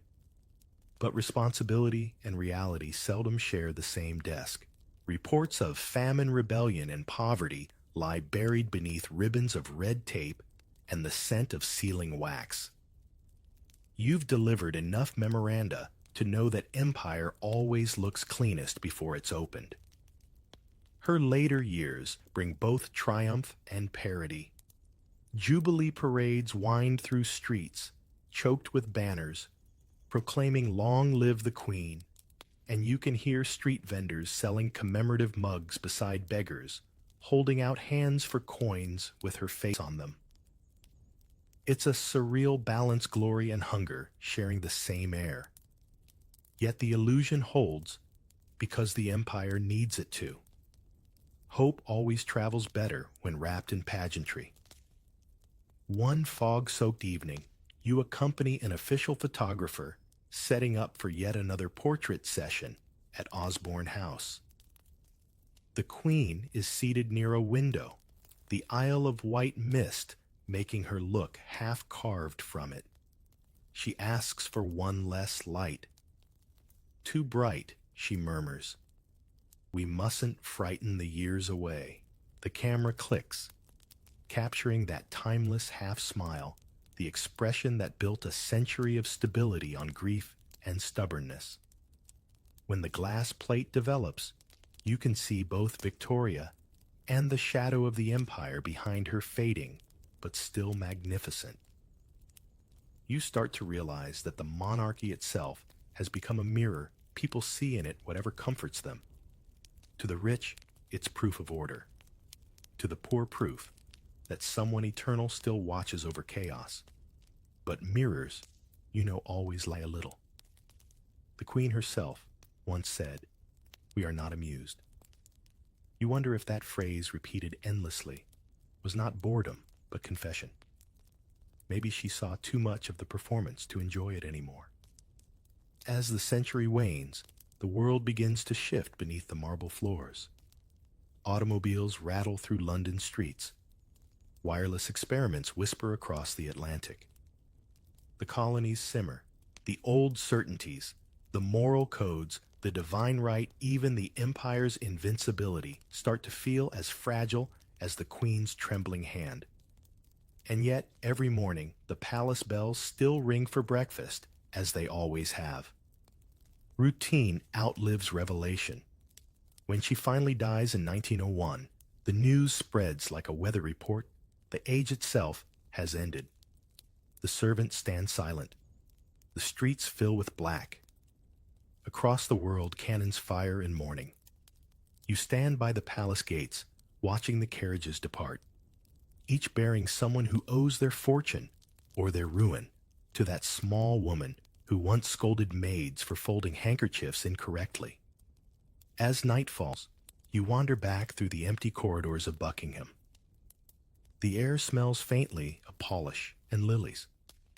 The portraits stare, as they always have, fixed smiles, unblinking eyes, secrets sealed beneath varnish. Somewhere, a bell rings once out of habit. You realize there will be no more signals to answer, Maybe that's what makes history both haunting and human. Even the grandest illusions end quietly. One breath, one signature, one monarch less. And yet as you step outside into the London